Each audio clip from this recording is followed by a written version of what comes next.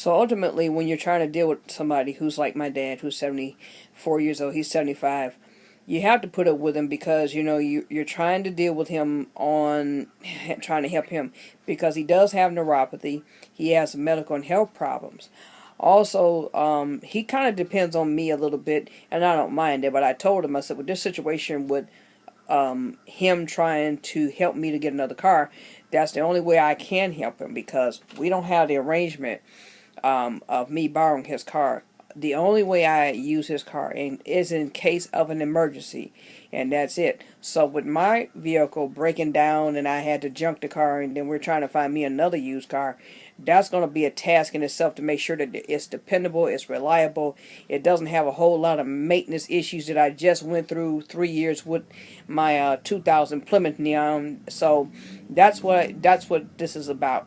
When you're dealing with somebody who is a relative or something like that, you have to exercise a certain amount of patience and restraint because if you don't, things can kind of go not good. So I'm doing what I said I'm going to do by my father, and that's what I'm going to do.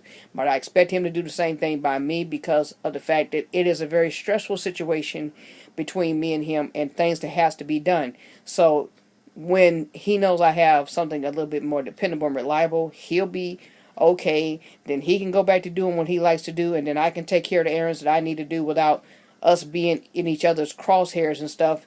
And I do love my dad, but I want him to know, I don't want this to be a situation where we got to keep going around the circles and he's getting on my nerves. I don't think he realizes it, but there is a certain amount of stress and tension related to that. But again, I'm just trying to do the dutiful duty of being his daughter, because one of these days one of us is not going to be around, and I'm going to have a clear conscience that I did the right thing by my mother and my brother and my dad.